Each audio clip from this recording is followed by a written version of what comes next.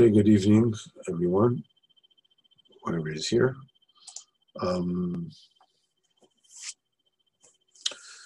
We're going on with Likutey Moharan, Torah Chaf. So we said that when the tzaddik says a Torah, and he is connecting himself to all the people that are there in his prayer before he is saying the Torah, that increases the Kedusha above a great deal, so that the Torah that comes down is very, very potent. Is very, very strong. And from every letter of the Torah that the Chacham dashens, angels are created. And these angels, they go to Edom. That is the guardian of the sword and bloodshed. And they take that force from Edom, and with that, the Malachim, which are armies and armies of Malachim, according to the Torah that is said, every single letter of the Torah is a Malach. Every single word is the as it were, like the unit commander of these malachim, and every pasuk, every sentence of the Torah is another higher level, a lieutenant or whatever you want to call, and so it goes. The entire Torah is like that. So you literally have armies of angels, and these angels, they take the power of Edom and they utilize it to subdue the slanderers of Eretz Yisrael.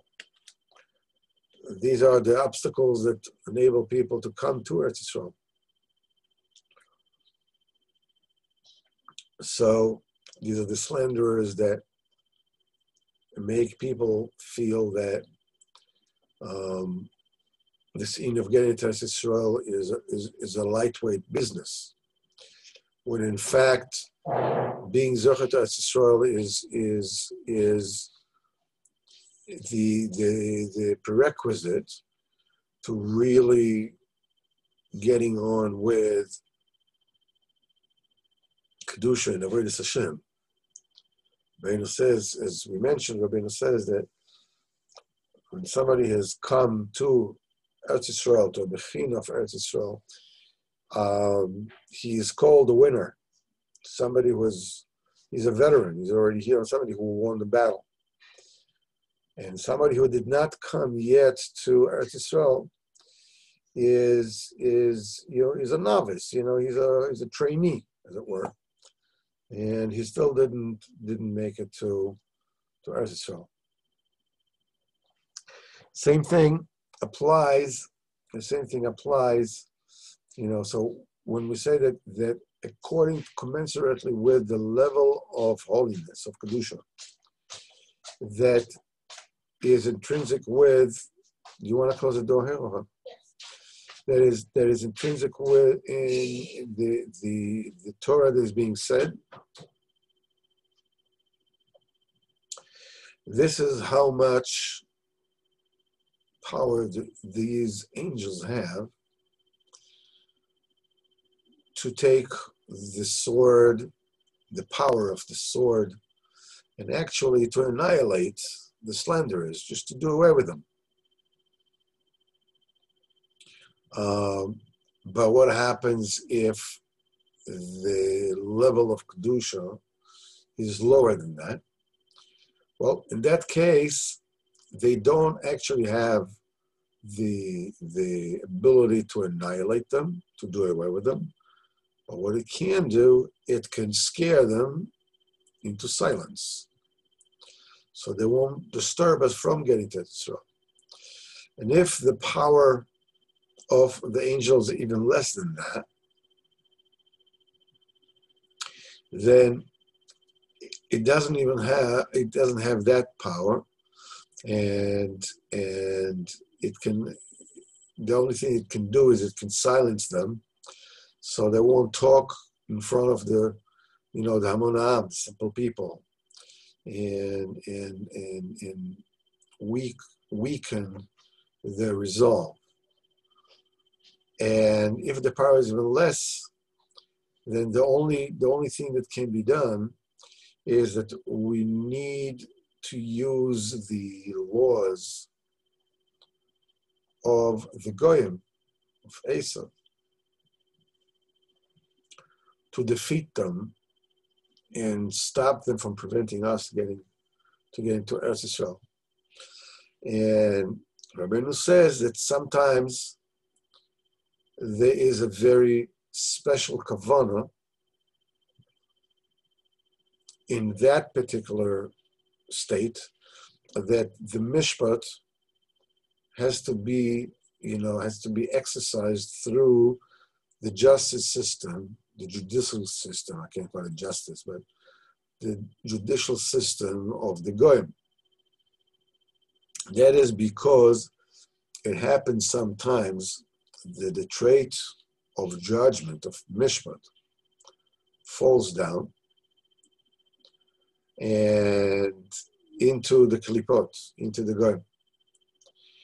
And when the mishpat falls to them, so the Kodesh Baruch Hu, has been served in such a way that the judgment will go to keep away the slanderers for Israel, to subdue them, goes through the Goyish judgment system, justice system. And when they judge in favor of the tzaddikim, that elevates the mishpat kedusha that has fallen into the clutches of the klipot. And we said that this is, and the last one is, the last one is that sometimes even they don't have, the malachim don't even have for that. The only thing you can do is just to shut the slanderers up momentarily, so at least they won't weaken the people from hearing. That's the lowest round. Rabbeinu said that this is what the whole pasha, that Moshe Rabbeinu is sending malachim to Edom on the way to Eretz Yisrael. And he wanted to go straight through Edom. In other words, he wanted to use the power of Edom to annihilate the power of the slanderers. Because you remember what happened 40 years before. Moshe Rabbeinu sent the spies to spy on Eretz Yisrael. And they came back and they slandered about Eretz Yisrael. So the first thing that happened, 40 years, they had to go back to the desert, and all the people of their generation had to pass away. Anybody who was 20 years and over had to pass away. And when finally when they went into Eretz Yisrael, Miriam has already passed away. While Miriam was alive, that's the neshama, that's the portal for the Divrei Torah. It gives tremendous koyach to the malachim. Wasn't there anymore. So Moshe Rabbeinu is sending malachim to Edom. He says, let me pass. In other words, let me use your koyach. And Edom doesn't let him, because the malachim no longer has that kind of force, that kind of power that he used to have before. And this entire parsha, all the psukim, delineate everything that came forth through them. And he says, Vayishlach Moshe Malachim al Edom. Moshe sent angels to Edom. Malachim, these are the angels that are created from the letters of the Torah. From Melech Edom, that he sent the Malachim to get the power from Edom, as we said before, in order to punish the wicked that slander Eretz Yisrael. And then we're able to get to Eretz Yisrael. And he says, Ko amar achicha Yisrael. Thus said your brother Israel. Hainu, these Malachim, they came into being from the holy sayings of Israel. Thus said your brother Israel. Thus, these are the Malachim. They came into being from said your brother Israel, from the Torah that your brother Israel has said. That the Chacham said, V'chinas v'ten Omer, he will give Omer, he will give a speech, he will give a Dvar Torah, that announce great armies, great armies of Malachim.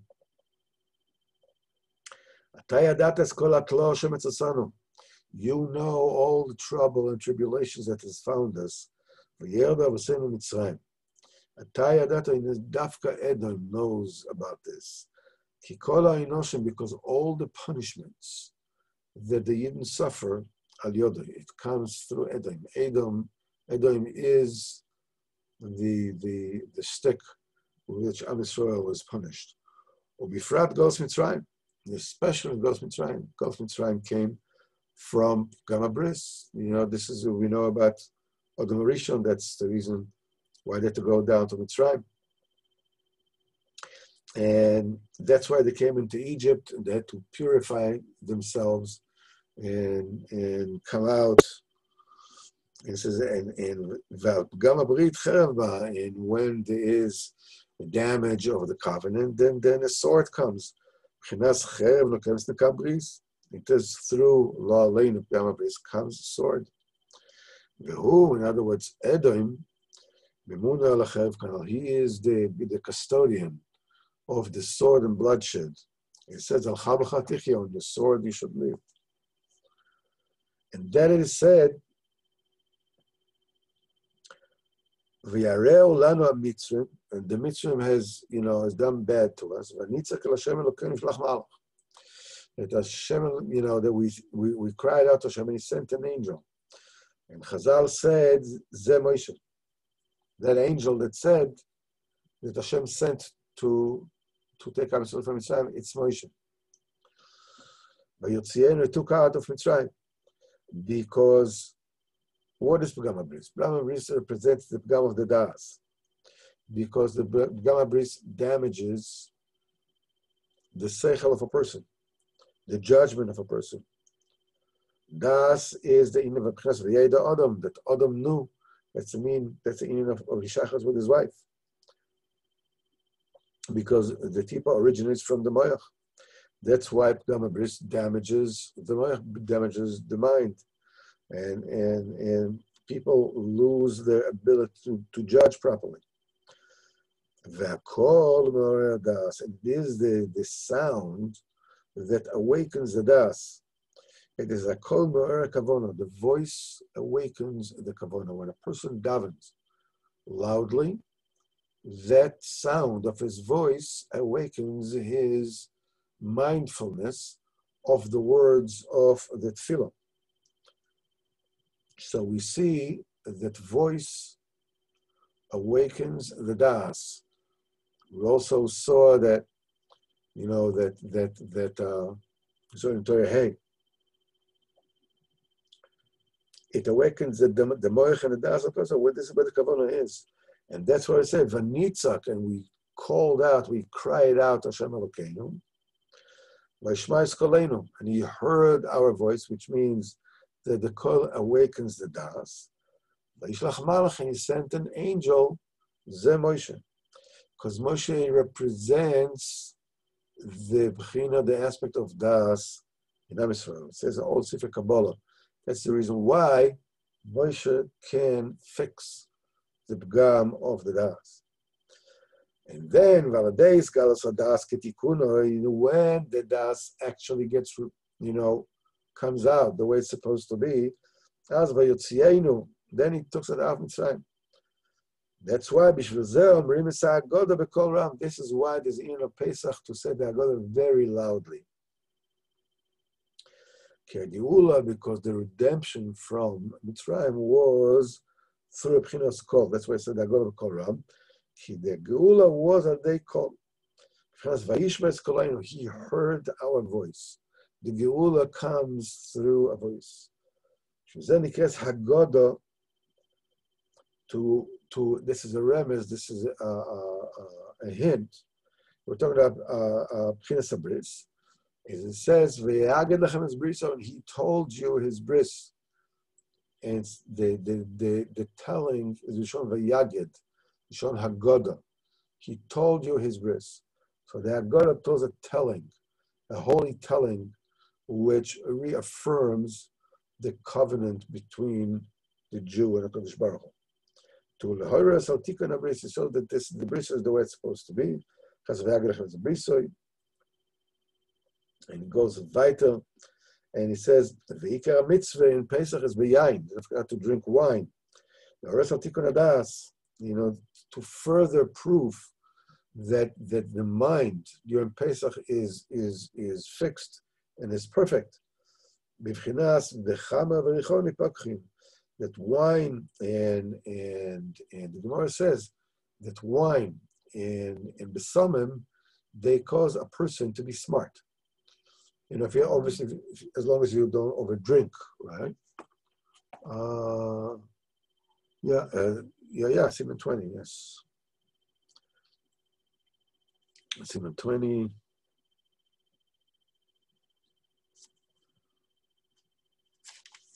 Let's see where I can give you a better. It's in the middle of Siman Yud in paragraph Yud in Torah 20. As I said about wine, b'chinas tirosh, zocho nasarosh. If a person zocho, it becomes rosh. What is tirosh? If a person drinks a little bit of wine, that expands his consciousness. It's called tirosh. Zocho nasarosh. But if a person drinks too much, he becomes a fool. And the drinking. And this is what they said afterwards. Let me pass through your land. Moshe Rabbeinu said to Edom, let me pass through your land. They wanted to utilize the power of Edom, the custodian of the sword and bloodshed, in order to punish to punish the wicked. In sword and death. They says, so we'll go in the way of the king. In other words, the highway. We'll use the highway. We will not, just go pell-mell. We'll just use the highway. In Hebrew, the highway is called Derech HaMelech, the way of the king. And when it says, so you'll be able to go by Derech HaMelech is a Malka Shel Olam. So we'll be able to walk in the way of the Melech of the world. Because by being able to get to Israel, they'll be able to go from one level to the next in Avodas Hashem. This is what you can do, what you can achieve in Israel. When you're Zochet Israel, you can go from one level to the next, one after the other. The Kavanah wasn't Bishvil Ta'anug Mazeh. They didn't mean to have the pleasures of this world. This is what they said to Melech Edom. We're not going to walk in the field, and we're not going to go in your vineyards, and we're not going to drink the waters of the wells. In other words, this is all the pleasures of this world. This, we don't want any of this. We will go in the way of the king. So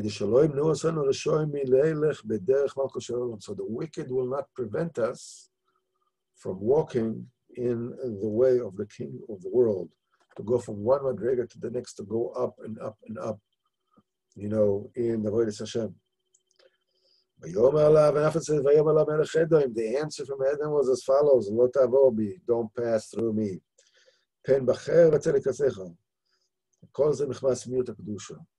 All this, and he says, don't pass through me, lest with the sword I will come out against you, it's because the Kedusha was diminished. The Chacham connects to the people that are listening to the Tefillah. The Tefillah comes from a lot of neshamas. It adds a lot of Kedusha above, and comes a tremendous amount of Torah down. And the Malachim are very strong. And since Moshe Rabbeinu did not connect himself when he hit the rock, right, when the bear came, he did not connect himself to the people, but he davened directly. He took the Divrei Torah, as we said, with the strength of his good deeds. That was a mistake. That's why the Torah that was pulled down wasn't that strong. So the Malachim that were created from the Torah didn't have the force to take from Edom the sword. They couldn't take the koach from Edom to punish the sword. And there's a hint to that. It says, "V'zeu v'anachnu b'kadosh ir k'tzeh gvulecha." We are next to the town of Kadesh, that is in the very, very edge of your border.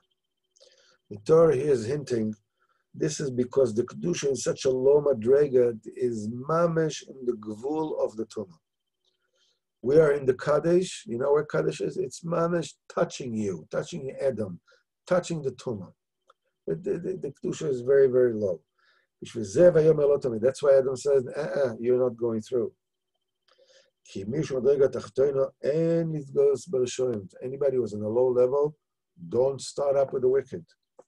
As Chazal said, tzaddik mimeno b'leah. If you start up chas v'chalila against the Rasha, anybody who is not a real tzaddik emes and totally clean, the Rasha can overcome him. As a tzaddik mimeno b'leah, he can actually swallow somebody who is more tzaddik than him. I would like to sort of like have a shtickle nukuda over here before we continue on this inyanim, how Rabbeinu enumerates all the 4 levels of Kedusha,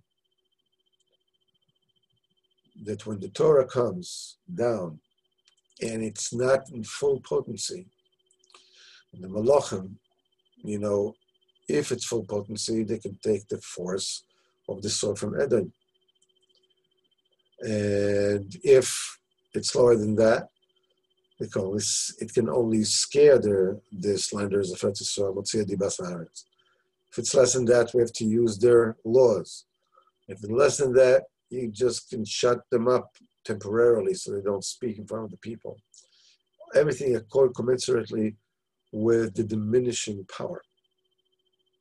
But actually, what I wanted to touch about here, which is, it's not really an aside, but it's a very, very important nakuda that one needs to understand and know.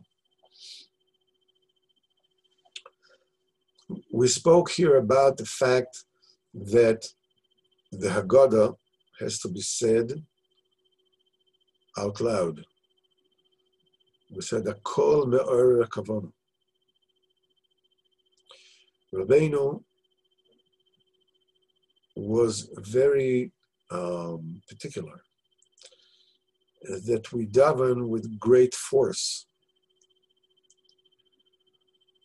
So he says in Sichas Aran that Rabbeinu was, very cross with those that said that a person shouldn't force himself to daven. Just, dude, just let it flow. You talk to Kadosh Baruch Hu, and you let your mind roam. And if a car passes and honks, and your mind goes there, whatever it is. There was actually somebody like this. He invited Reb Gedalia Koenig, Zecher Tzaddik Livrocha, the father of Reb Luzah Koenig, Zecher Tzaddik Livrocha.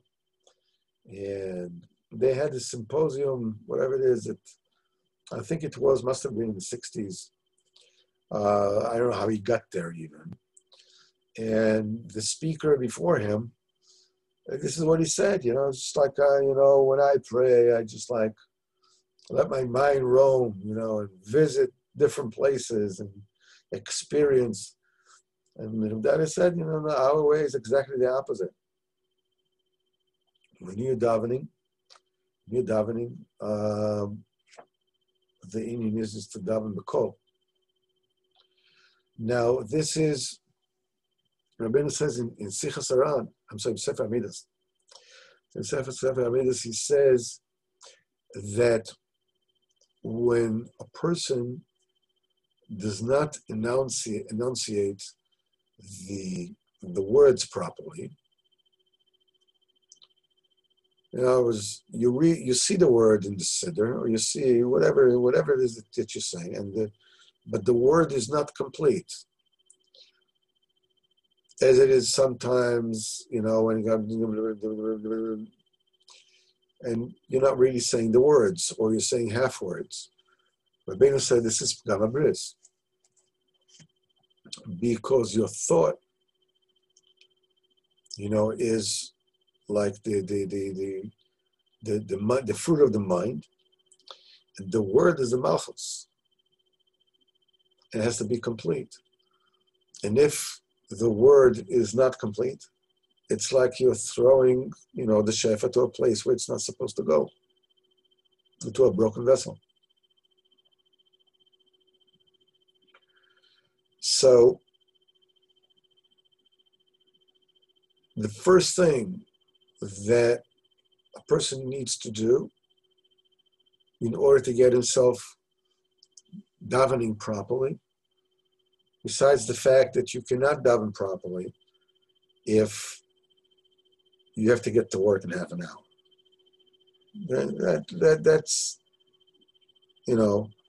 That's a given. You can't expect yourself to daven properly if you don't give it the amount of time that's needed.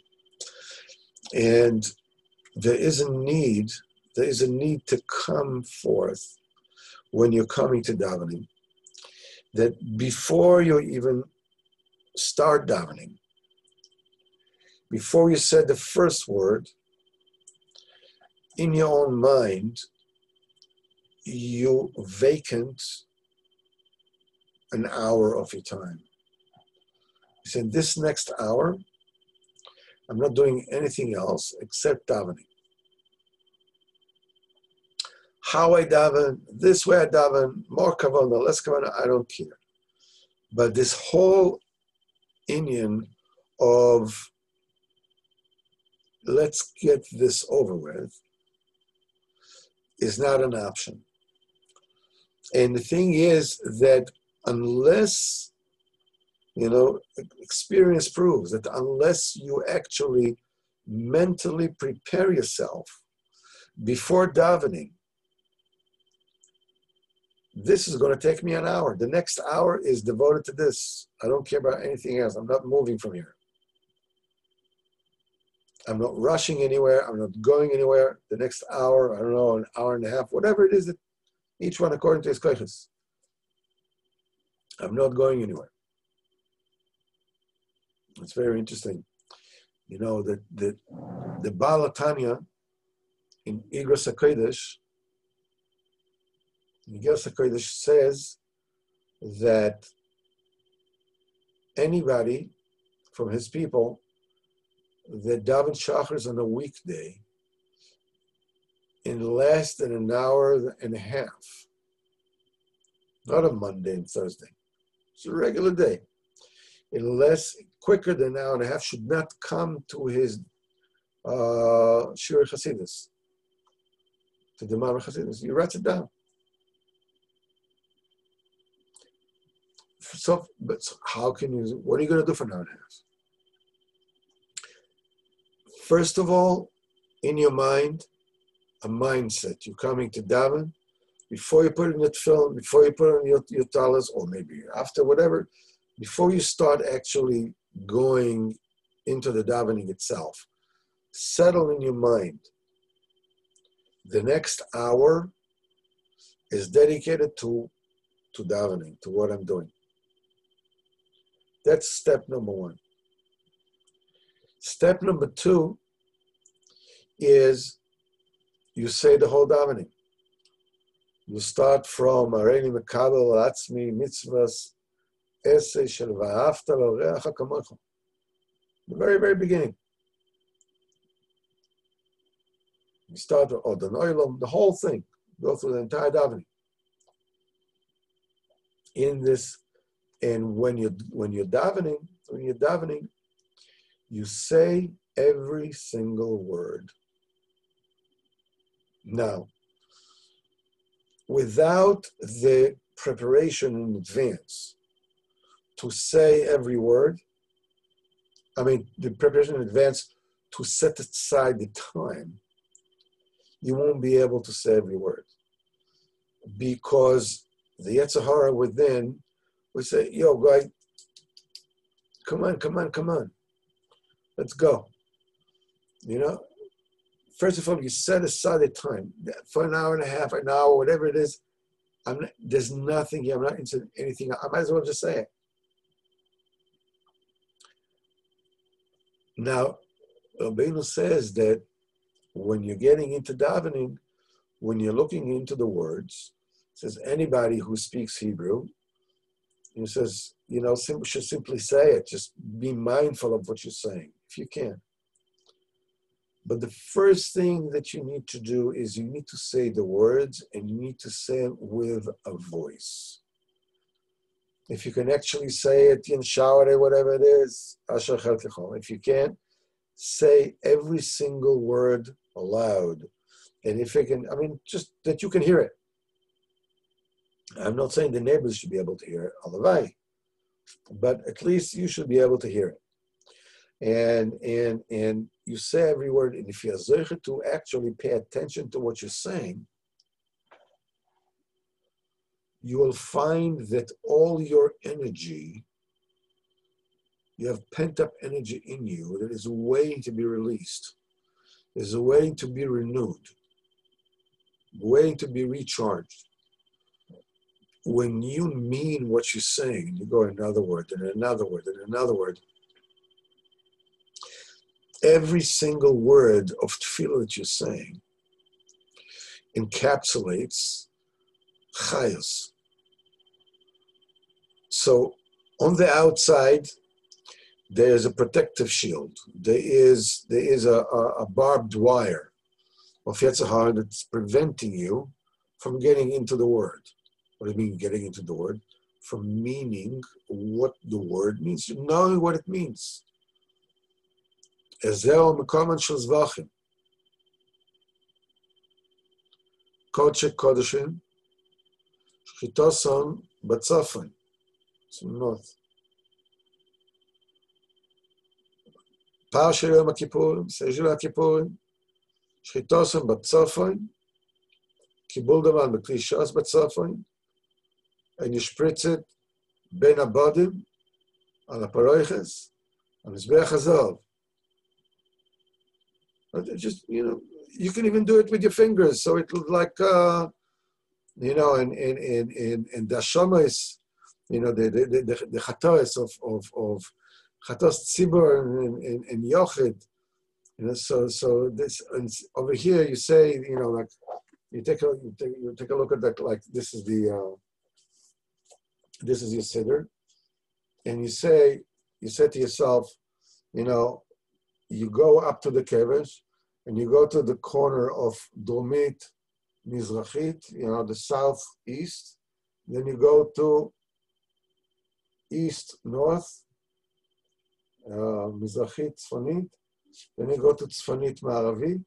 Then you go to, in each one you put it down, and when you the shirita down, the rest of the blood you put on the yesod in the doram. The Kodesh Kodeshim, is in. Pay attention to what you're saying. If you just, I'm not saying that you should mean it with immense, I don't know what, alavai. But just as you're reading it, see what it means. Just what does the word mean? That's all. No more than that. And as you're going into the words, it builds momentum. It builds momentum, and you're getting into this feeling. You go from one world to the next. because tefillah is B'chinas Eretz Yisrael. So first of all, you're doing with the Olam Asiyah, and you go through the Zimra, which is Olam Yetzira, and then you're going to the Brachas Krishma, which is you are already in the realm of the Malachim. It's a Kedoshim, Kulam Brurim, Kulam Kedoshim, Kulam Brurim, and Magdishim, Mamlichim, Aloim, the Kodesh, and Tzvakos. You are in the world of angels. This is Olam Abriya. This is the realm of the Kisa. And you say Kriyat Shema, you're getting all the moichin and you're bringing them down. And then the amazing connective link between Kriyat Shema and Shmoneh Esrei has 8 times the word emes, 15 vavim, the Yotzi, the Nochon, the Yashav, 15 of them. Each one is Miramas or whatever it is. And what happens is when you get to Shmoneh Esrei, usually between the Korbanos, Olam Yetzirah, and you're going up to Olam Asiyah, you're going up to Olam Yetzirah, you say Kaddish, the Rabbanon. When you finish the Zimra, before Baruch Hu, before you go into the Olam Abriya, you say Chatzi Kaddish, right? There's no Kaddish between Olam Abriya and Olam Atzilus, which is Shmoneh Esrei. Because from every world that you go, the Asiyah, the Yetzirah, the Bria, you can go on your own, as it were, from one step to the next. But you cannot get to Olam Atzilus unless you are invited in. There's no Kaddish. Kaddish is you're putting down the ladder and you climb up. There's no ladder. What you're doing is you're saying, Hashem Sfasai Tiftach. You're asking HaKadosh Baruch Hu to bring you in. And then you're standing with the Melech pan in the palm.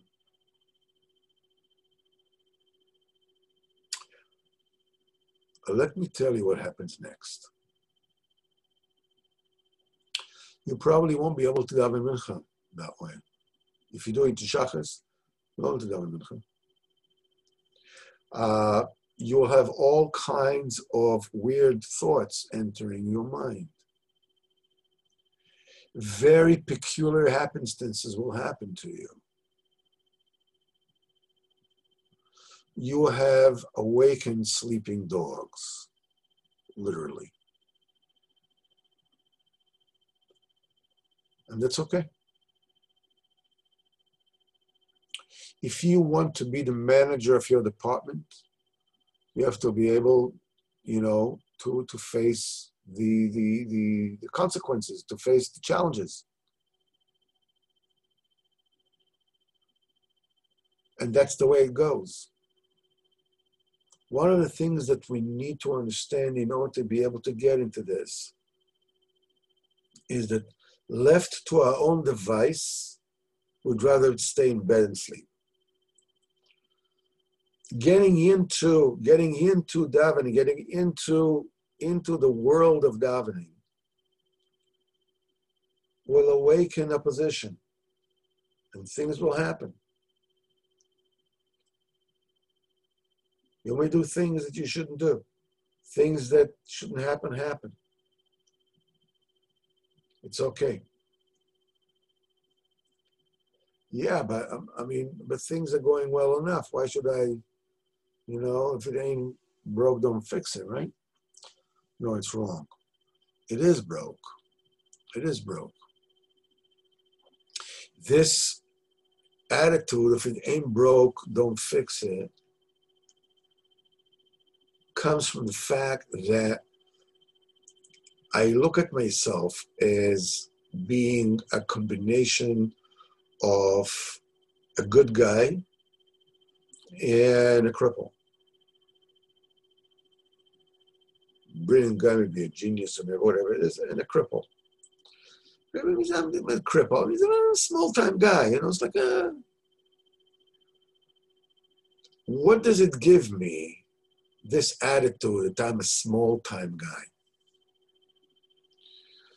It's exemption from responsibility. It's exemption from facing unpleasantness. Fears come into play. Fears are a great tool to escape responsibility, to escape confrontation. Great. In fact, the whole existence of fear to begin with is protective. That's why a person is able to be afraid. So you should be, when there's a saber-toothed tiger running after you, you're afraid, you better be afraid. You're just standing there looking like, duh, what? Here, pussy, you get. And no, you're afraid, you're scared. But the inner fears of meeting challenges, of having to work hard, of suddenly things being messed up,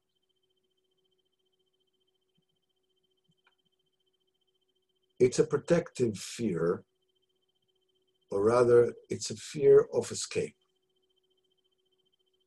It enables you to escape. So the avodah that we started speaking about Monday, when we started learning Ma'aseh Mechiga, and we said that we need to work on our self-image, that we will look at ourselves as givers. Givers are always brave and wide-shouldered. Takers are closed off, they're looking for an out, they're looking for excuses. So we need to sort of like separate here. We have an actual exercise that enables us to let go of the loser in us. And each and every one of us has this loser in him to one degree to another. Each one according to, each of us also has the brave warrior inside him. Okay, and it's a seesaw. Prayer is the battleground. And when you do it, you should know to expect opposition, confusion, all kinds of chaos. It's normal. If you dare, you meet all kinds of challenges. If you don't, you have a nice little job in the corner, nobody sees you, then fine. You can be a stowaway in a company, that nobody even knows that you're there. Like in ships, that stowaway passengers, would go on the ship, nobody would know that they're there. You'll be a stowaway worker in the company. Nobody knows that you're there. You don't raise the profile, whatever it is, as long as you put in your fill the expense account, because if you don't fill out the expense account, they'll realize that something's wrong with you. Because you have to fill out expenses. In other words, you don't raise the profile, just play, really. Don't be a stowaway in life. In order to do this, you need one thing.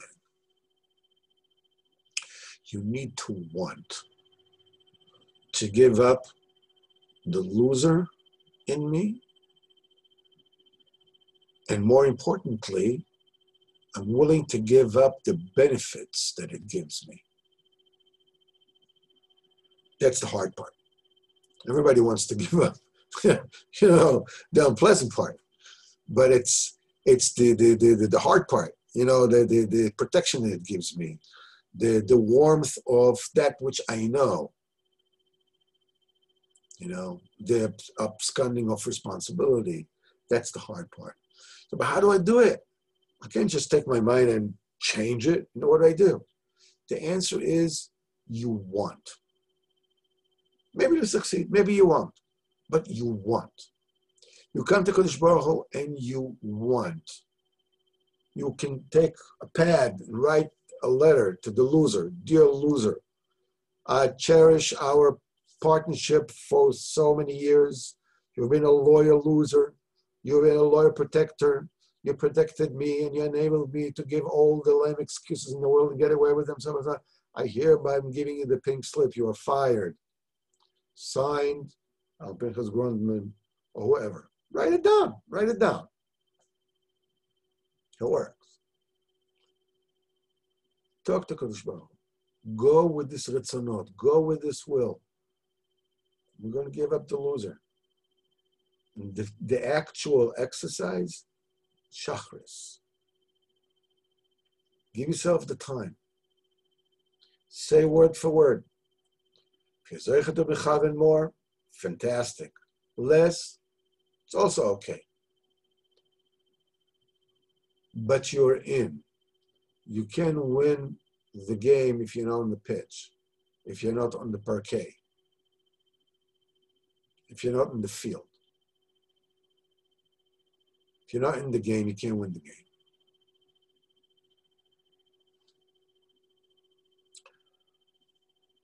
We're talking about here getting, we're learning a very, very, very high Torah that deals with, going from one madrega to the next, higher and higher and higher.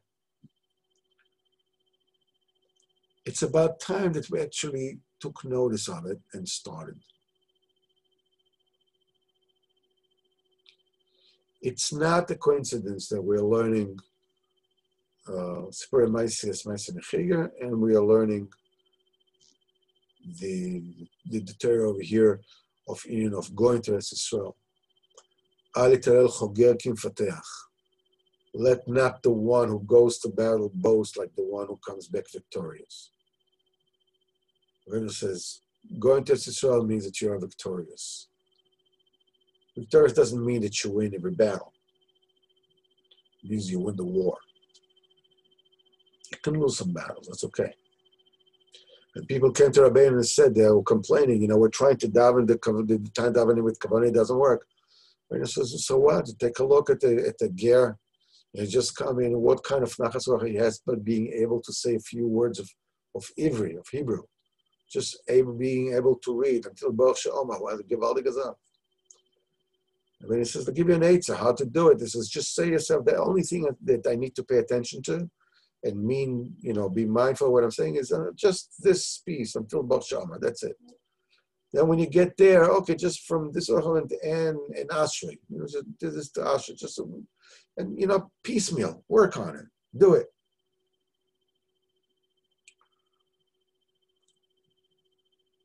This is the thing that puts us to where we need to be.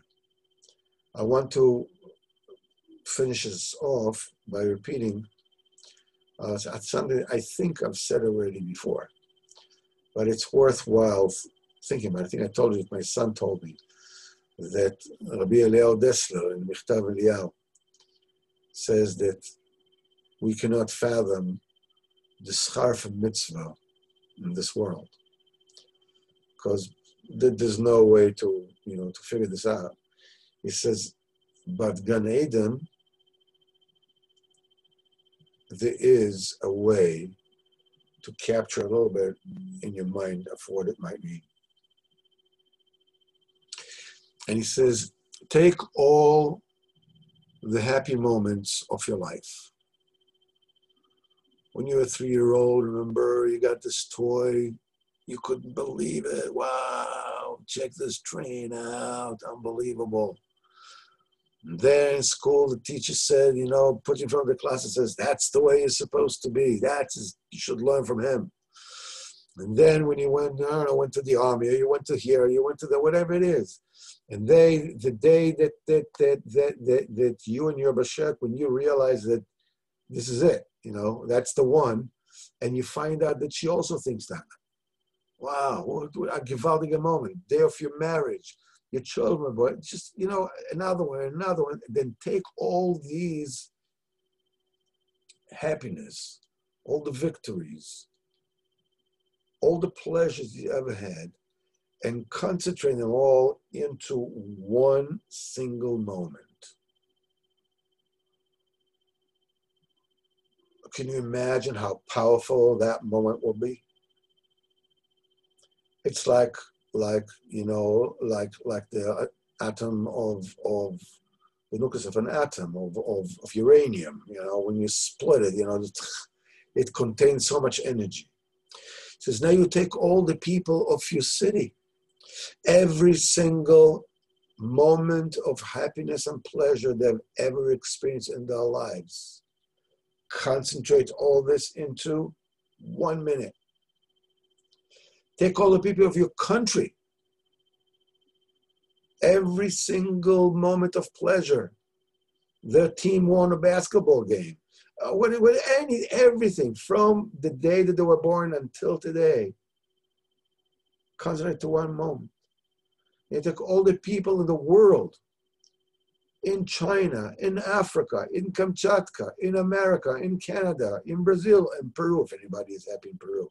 Everywhere, every single moment of pleasure ever, happiness ever in their lives. And concentrate to 1 explosive minute. And now you're ready to actually step up the game. You take all the people of humanity that have ever existed from Adam Arishon and all the people that will ever exist in this world. All the moment of happiness that ever happened to them, including Kriyas Yamsuf, Yitzias Mitzrayim, getting the Torah and HaSinai, building the Beis HaMikdash. David HaMelech is the king. Shlomo HaMelech is the king. Every single moment of every single person throughout history that was and that will be, and concentrate to 1 single moment. All this does not measure to 1 hour of Gan Eden.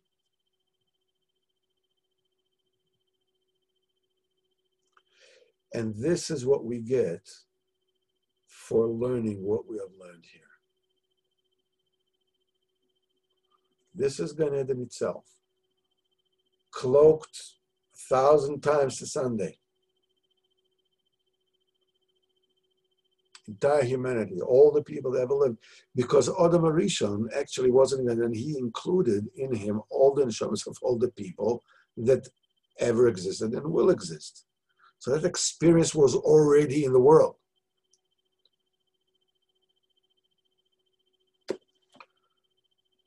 That puts a different perspective on everything in the world, human suffering, the Holocaust, everything. When you realize that the entire job of all the kings, of the richest people that ever were, Xerxes, Hashverosh, whoever, or you want to think all the biggest kings, Charles VII, Louis XIII, all of them, every single moment of every pleasure of every single human being ever put together into 1 moment doesn't come to the intensity of a single moment, a single rega. Kol chaya olam doesn't come to a single rega. This is what we're dealing with here. That's why the tzaddikim, I think that this also speaks about the fact that when you eat a cake, what does a cake actually cost? He says when you go to a fancy restaurant, maybe it costs 50 shekel a piece of cake. But if you're eating the piece of cake in order for physical enjoyment, you're paying with it in the currency of Olam Haba. It's a really expensive piece of cake, isn't it? That's, of course, you're doing it not to put yourself in simcha, to Ovid Hashem. You're on Shabbos, Bechlal, forget about it, it's Kula Kodesh. Just a little bit of, I think they call it osteopathy, rearrange the bones in the head, as it were. Shkoyach Gadol for being here, for, spending the time with me, and Hashem shall help us, B'ezrat Hashem. We'll have a good Shabbos. We'll meet Mitzvah Shabbos for Sichas Haran.